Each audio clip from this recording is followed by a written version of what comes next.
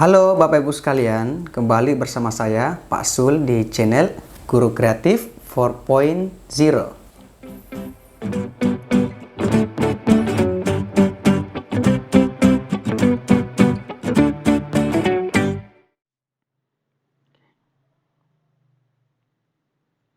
Baik, teman-teman sekalian, bismillahirrahmanirrahim.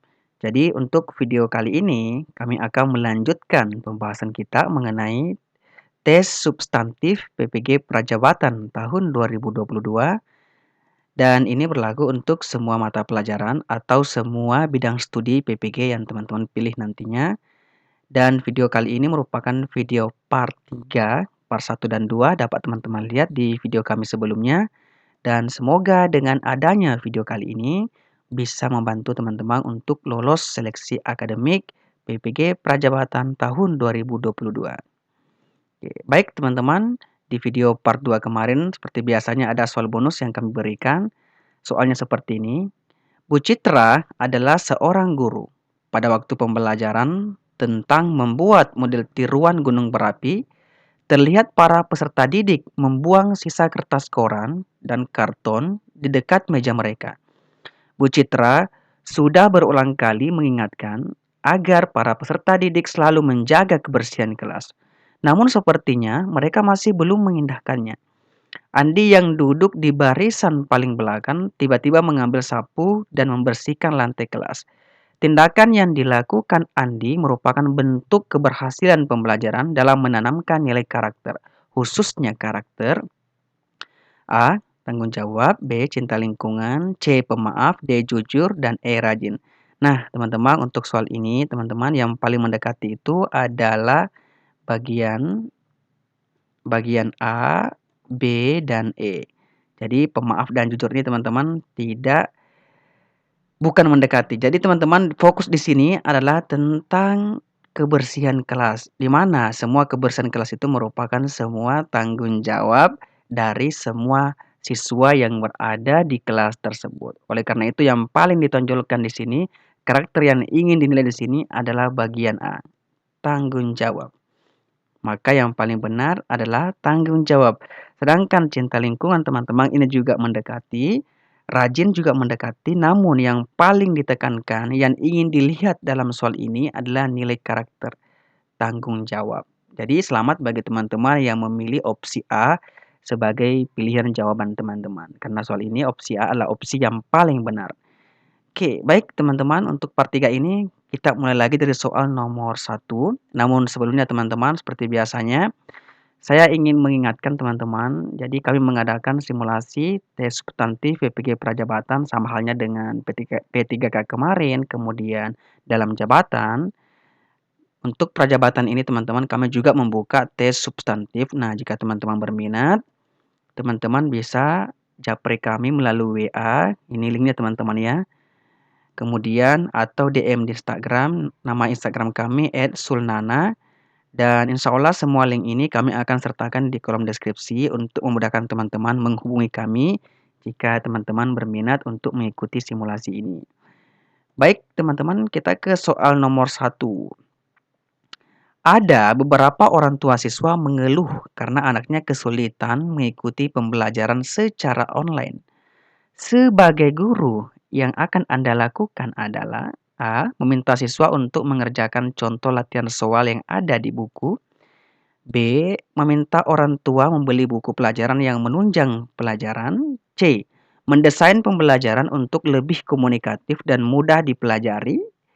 D. Menasihati siswa yang kesulitan untuk tetap rajin dan tekun belajar. E. Meminta para siswa untuk mempelajari materi yang ada di media online.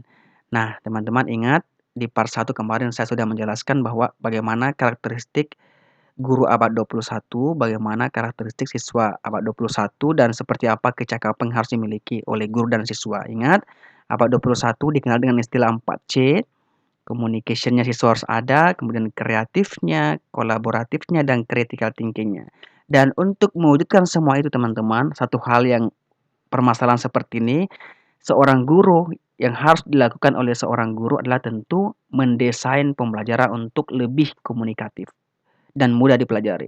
Sehingga ketika guru mendesain pembelajaran, membuat pembelajaran lebih menarik, lebih interaktif, maka pembelajaran itu akan menyenangkan. Jadi materi-materi sulit teman-teman ini akan lebih mudah dicerna oleh siswa kita. Apalagi pembelajaran secara online. Jadi untuk soal ini yang paling benar adalah bagian C. Sebisa mungkin seorang guru harus mendesain pembelajaran untuk lebih komunikatif dan mudah dipelajari. Jelas ya teman-teman? Saya rasa kalau soal seperti ini teman-teman nggak terlalu sulit. Next kita ke soal nomor 2. Dari hasil PTK tentang penggunaan metode inquiry berbantuan media video untuk meningkatkan pembelajaran membacakan puisi. Bu Lasmi ingin menyusun sebuah artikel ilmiah. Komponen bagian isi yang harus ada dalam artikel ilmiah sebuah jurnal adalah A. Abstrak, B. Abstrak, C. Bahan metode, D. Judul, E. Pendahuluan, dan sebagainya. Nah, teman-teman, untuk soal ini, saya rasa jika teman-teman kemarin pernah menyusun skripsi, ini akan lebih mudah kita kerja. Nah, ingat teman-teman, dalam sebuah penelitian apapun itu teman-teman, ada 3 bagian yang harus teman-teman ketahui. Yang pertama ada disebut dengan bagian pengantar. Yang mana bagian pengantar adalah halaman judul, lembar pengesahan, kemudian ada pengantar, kata pengantar, ada daftar isi, daftar tabel kalau ada, daftar gambar kalau ada, daftar lampiran, dan abstrak. Jadi abstrak itu masuk di bagian pengantar. Kemudian ada bagian isi. Bagian isi yang mana teman-teman? Ada bab 1, pendahuluan. Dalam bab 1 ini ada latar belakang masalah, ada rumusan masalah, ada pertanyaan penelitian, tujuan penelitian, asumsi, hipotesis, pentingnya penelitian, metode penelitian, dan lokasi atau sampel penelitian. Jadi itu di bab 1 dan itu termasuk bagian isi. Di bab 2 ada kajian pustaka atau kerangka teoritis. Di bab 3 ada prosedur penelitian. Kemudian di bab 4 ada pembahasan hasil penelitian. Dan bab 5 ada kesimpulan, ada saran, ada implementasi, dan ada rekomendasi. Jadi ini semua masuk di bagian isi. Oke. Kemudian yang terakhir teman-teman ada bagian pelengkap. Bagian pelengkap itu terdiri dari daftar pustaka, kemudian lampiran-lampiran termasuk kayak angket, atau panduan wawancara, atau instrumen penelitian lainnya yang teman-teman pilih saat melakukan penelitian. Dan tentu ada riwayat hidup peneliti. Nah, teman-teman ingat, teman-teman harus ketahui ini, sehingga nanti ketika ada soal yang muncul seperti soal nomor 2 tadi teman-teman ini, yang harus ada komponen bagian isi yang harus ada dalam artikel ilmiah sebuah jurnal adalah, teman-teman mari kita lihat bagian A. Bagian A ada abstrak. Abstrak ini tentu salah, karena ini ada di bagian pengantar, jadi A salah. B juga ada abstrak, ini juga salah. C teman-teman bahan dan metode hasil pembahasan kesimpulan daftar pustaka ini D ada abstrak salah juga teman-teman, dan E pendahuluan bahan dan metode hasil pembahasan dan kesimpulan. Jadi A, B, C, D yang paling benar adalah bagian E. Pendahuluan, bahan dan metode hasil pembahasan dan kesimpulan itu masuk di bagian komponen isi. Jelas ya teman-teman untuk soal nomor 2. Jadi teman-teman bedakan saja yang mana bagian pengantar, bagian isi, dan bagian pelengkap. Oke, next teman-teman kita ke soal nomor 3. Pak Puji baru saja menyelesaikan laporan PTK tentang penggunaan metode Scramble. Beliau ingin menyusun sebuah artikel ilmiah dari hasil laporan tersebut. Salah satu yang harus dibuat adalah abstrak. Kalimat yang sesuai untuk abstrak adalah A, B, C, D, dan E. Nah, teman-teman untuk menjawab soal seperti ini, teman-teman harus tahu dulu tentang abstrak. Saya rasa kalau teman-teman pernah membuat skripsi itu tentu tahu. Jadi, apa itu abstrak, teman-teman? Jadi, abstrak adalah gambaran singkat sebuah penelitian atau bisa dikatakan juga sih saripati penelitian. Abstrak merupakan bagian yang penting dari penulisan laporan karya tulis ilmiah. Karena secara umum orang membaca dan ingin mencari hal-hal yang ringkas dan umum dari suatu hasil karya tulis. Maka dari itulah melalui abstrak ini ditemui ringkasan hasil penelitian dari kata-kata kunci dari penelitian kita. Nah, apabila sebuah abstrak ini teman-teman kita tulis dengan baik, tentu membuat pembaca ingin mempelajari lebih lanjut tentang penelitian kita. Nah, ingat secara umum untuk menulis sebuah abstrak minimal memenuhi 5 komponen, yaitu teman-teman harus ada latar belakang, yakni masalah atau tujuan penelitian kita di situ, ada metodenya, kemudian ada hasil, ada simpulan dan implikasi, dan ada kata kunci. Nah, seperti teman-teman coba lihat teman-teman, ini di soal ini teman-teman ada tujuannya. Ini contoh abstrak, ada tujuannya yaitu untuk mengetahui penerapan metode eksperimen terhadap peningkatan hasil belajar. Kemudian ada metodenya ini, metode eksperimen, ada hasilnya teman-teman. Ini hasilnya tindakan setelah dilakukan tes diperoleh skor 20 dan sebagainya. Dan ada kesimpulannya. Kesimpulannya itu adalah maka didapatkan bahwa peningkatan hasil belajar biologi siswa kelas 11 SMK Negeri 2 Semarang saat mengikuti pembelajaran metode eksperimen adalah sebesar 40. Kemudian ada kata kuncinya. Kata kuncinya adalah metode eksperimen, kemudian hasil belajar biologi. Dan inilah contoh abstrak yang bagus karena memuat kelima hal tadi ini. Latar belakang, metode, hasil, simpulan, dan implikasi, serta kata kunci. Nah, teman-teman di soal yang tadi dikatakan bahwa salah satu yang harus dibuat adalah abstrak. Kalimat yang sesuai untuk abstrak adalah A. Penelitian tindakan kelas akan dikatakan berhasil ditandai dengan adanya perubahan ke arah perubahan kemampuan menulis siswa kelas 2. Nah, ini teman-teman sama sekali bukan menunjukkan sebuah abstrak, teman-teman. Kemudian bagian B, dari uraian para ahli di atas dapat disimpulkan. Nah, ini lebih ke kajian pustaka. C. Penelitian ini bertujuan untuk meningkatkan kemampuan menulis pada mata pelajaran Bahasa Indonesia dengan menggunakan model pembelajaran Scramble pada siswa kelas 2 Negeri 1 percobaan. Nah, teman-teman, kemungkinan besar ini bagian C adalah jawaban yang benar. Ini memuat sebagai aspar, ada tujuannya. Kemudian ada modelnya atau ada metodenya dan sebagainya.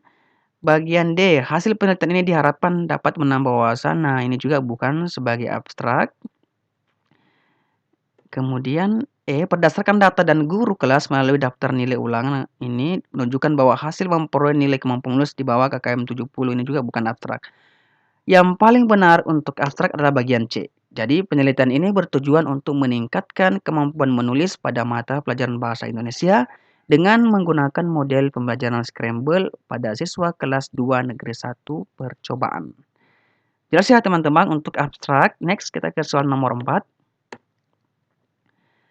Salah satu indikator dalam pembelajaran adalah menggali informasi tentang cara-cara perawatan tumbuhan dan hewan melalui wawancara atau eksplorasi lingkungan. Pak Dedi berusaha menyampaikan motivasi ketika memberikan materi ajar dengan KD tersebut. Bentuk motivasi yang dapat diberikan Pak Dedi ketika membuka pelajaran adalah, ingat teman-teman, ketika kita mengajar, ada hal yang kita lakukan di bagian pembuka, inti, dan penutup. Salah satu di bagian pembuka adalah memberikan motivasi kepada anak didik kita. Nah, contoh bentuk motivasi teman-teman yang bagus yang dilakukan oleh Pak Dedi berdasarkan KD tersebut adalah A. Menampilkan video petani anggrek yang sukses ketika merawat tanaman anggreknya. B. Membagikan kuis kepada siswa untuk mewarnai gambar hewan, ini bukan motivasi. C. Membagikan tugas kepada siswa untuk mengamati tanaman di rumah, juga bukan motivasi. D. Membuat kesimpulan, nah ini juga bukan motivasi. Dan E. Memberikan pesan agar siswa hati-hati memelihara kucing, juga bukan motivasi. Tentu yang paling benar adalah bagian A. Nah, ini salah satu bentuk motivasi. Menampilkan video petani anggrek yang sukses ketika merawat tanaman anggreknya.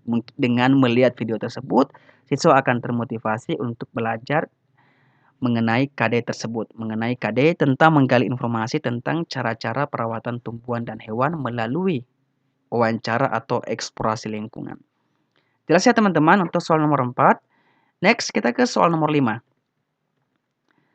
Pada suatu ketika, seorang guru keliru dalam menjelaskan materi pembelajaran di dalam kelas. Tindakan yang sebaiknya dilakukan oleh guru adalah A. Menunggu respon siswa sekiranya ada siswa yang menyadari kekeliruan tersebut. Ini no, teman-teman, salah ya. B. Meminta siswa untuk mengkritisi penjelasan yang disampaikan oleh guru. Kemudian C. Dengan cara samar-samar berusaha, ini salah juga teman-teman. Langsung di skip aja. D. Secara terus terang berusaha mengakui kekeliruan tersebut dan mengakuinya, ya kemungkinan ini yang paling benar. E. Tidak melakukan koreksi, dan ini juga salah. Nah, yang paling benar adalah bagian D teman-teman. Jadi ketika kita salah teman-teman, ketika kita keliru, ingat sebagai seorang guru jangan malu. kita harus secara terus terang berusaha mengakui kekeliruan tersebut dan mengakuinya. Kenapa teman-teman?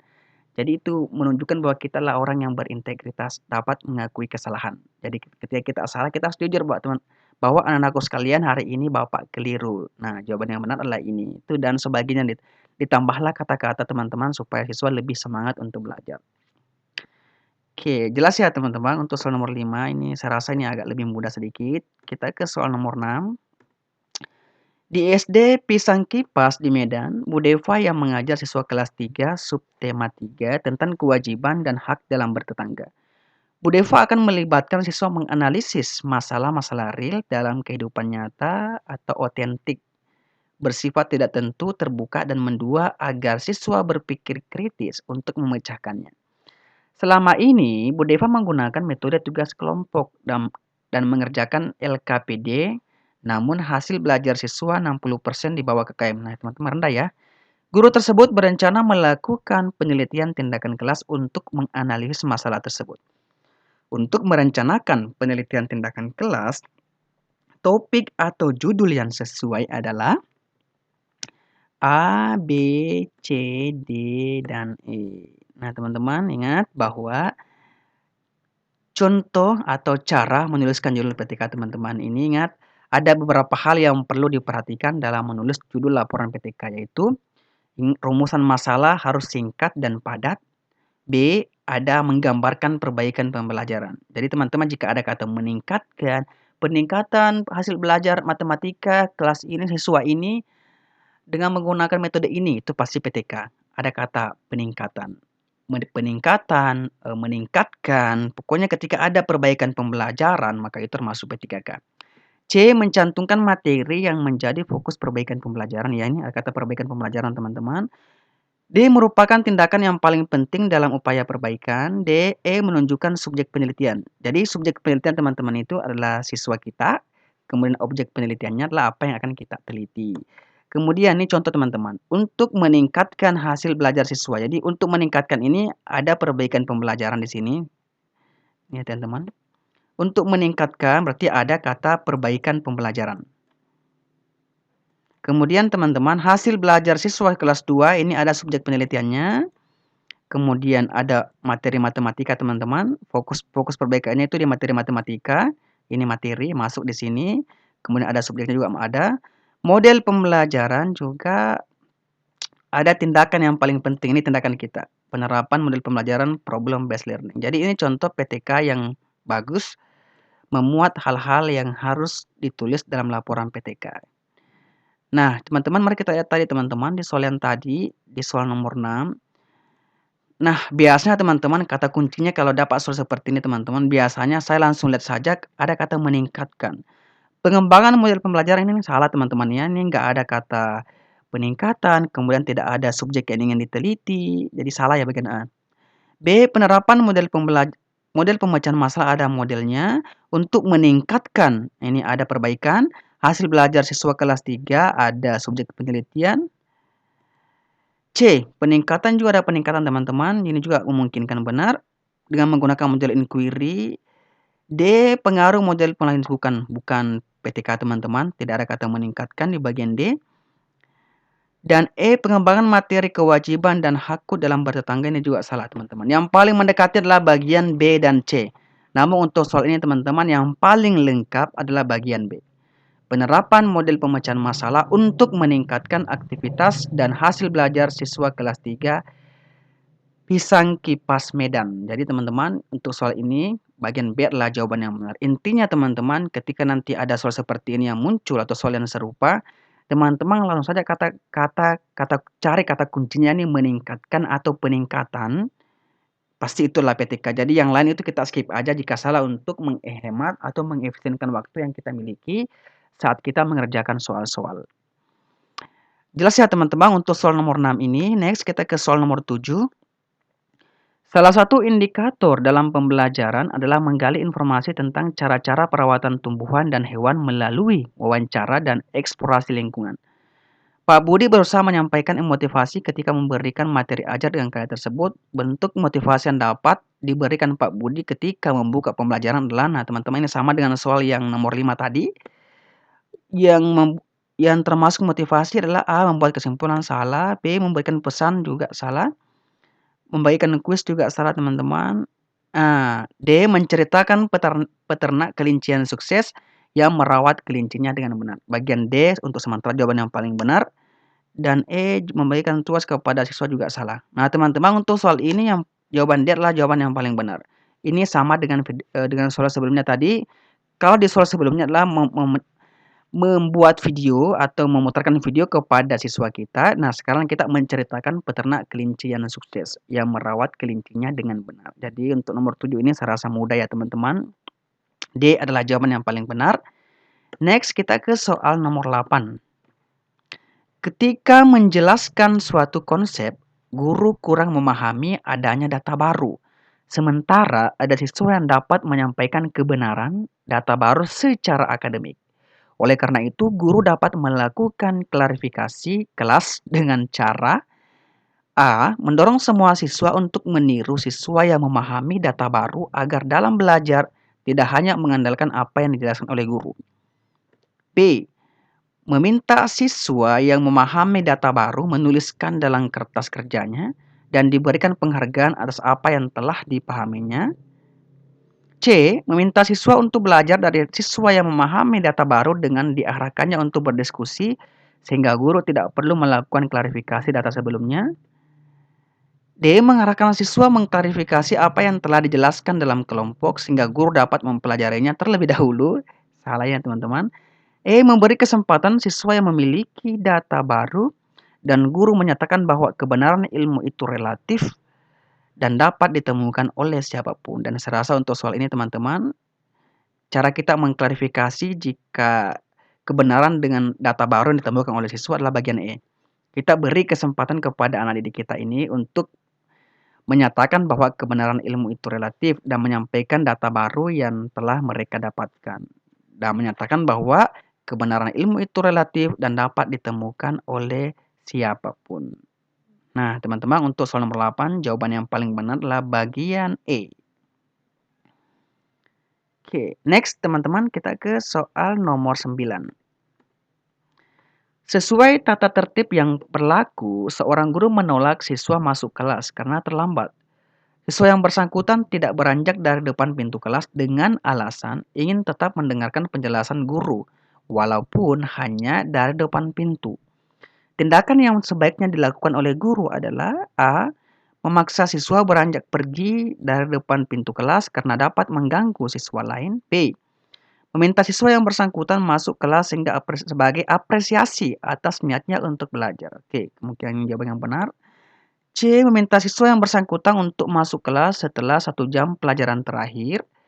D. Membiarkan siswa yang bersangkutan berdiri di depan pintu kelas untuk mendengarkan pelajaran. D. Meminta siswa yang bersangkutan untuk berdiri dekat dengan papan tulis untuk mendengarkan pelajaran. Nah, teman-teman, yang paling tepat untuk soal ini adalah ini, bagian B. Kita minta siswa yang bersangkutan masuk kelas sebagai apresiasi atas niatnya untuk belajar. Karena memang dilihat dari masalahnya, siswa ini mungkin ingin sekali belajar. Cuma kita nggak tahu teman-teman faktor apa yang membuat mereka terlambat. Bisa saja siswa ini mungkin sebelum ke sekolah misalnya dia bekerja dulu atau jarak rumah dengan sekolah jauh dan sebagainya. Jadi jika ada siswa yang seperti ini teman-teman, solusi yang paling tepat adalah kita berikan dia kesempatan untuk masuk kelas sebagai apresiasi atas niatnya untuk belajar. Oke, next jelas ya teman-teman. Next kita ke soal nomor 10. Bu Deva melibatkan siswa secara aktif untuk mencari dan menyelidiki suatu permasalahan sehingga siswa dapat menyimpulkan konsep dari pembelajaran yang telah dipelajari. Guru tersebut memilih menggunakan metode diskusi dan bahan dari LKPD dengan menggunakan media gambar. Data yang dikumpulkan menunjukkan siswa di kelas tersebut 60% menunjukkan hasil belajar di bawah KKM. Terlihat mereka tidak fokus pada saat pembelajaran dan diskusi. Dari kasus tersebut, permasalahan yang dihadapi oleh Bu Deva adalah evaluasi yang terlalu sukar, B. Materi yang kurang relevan. C. Pemilihan sumber yang kurang tepat. Sumber belajar yang kurang tepat. D. Strategi pembelajaran yang kurang sesuai.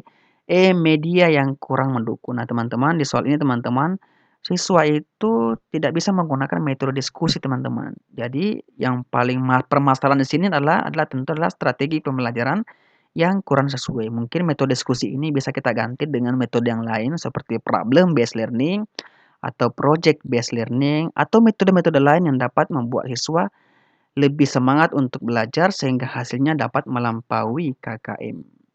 Jadi teman-teman, permasalahan Bu Deva di sini adalah tentu strategi pembelajarannya yang kurang sesuai. Oke, baik teman-teman, seperti biasanya ada soal bonus yang kami berikan dan mohon teman-teman untuk menuliskannya di kolom komentar jawaban apa yang teman-teman pilih. Soalnya seperti ini. Salah satu indikator dalam pembelajaran adalah mencermati isi teks informasi tentang perkembangan teknologi produksi, komunikasi, dan transportasi di lingkungan setempat. Bu Yuli berusaha menyampaikan motivasi ketika memberi materi ajar dengan KD tersebut. Bentuk motivasi yang dapat diberikan ketika membuka pembelajaran adalah A. Menampilkan video singkat bagaimana seorang astronot komunikasi dengan penduduk di bumi. B. Membagikan tugas mewarnai gambar di alat-alat transportasi. C. Berpesan agar siswa hati-hati jika naik alat transportasi. D. Membuat kesimpulan pentingnya menjaga keselamatan saat menyeberang jalan. E. Membagikan soal isian singkat tentang macam-macam reaksi yang diketahui peserta didik. Jawaban teman-teman silakan dituliskan di kolom komentar dan serasa untuk soal bonus ini agak lebih mudah dibandingkan dengan part 1 dan part 2 kemarin. Oke, baik teman-teman, untuk video kali ini cukup sekian dari saya dari tim Guru Kreatif 4.0. Sekali lagi saya ingatkan teman-teman, jika teman-teman ingin memperdalam materi yang teman-teman ingin pelajari, silakan mengikuti simulasi bersama kami dan linknya kami sertakan di kolom deskripsi. Terima kasih. Wassalamualaikum warahmatullahi wabarakatuh dan semoga berkah bagi teman-teman semuanya.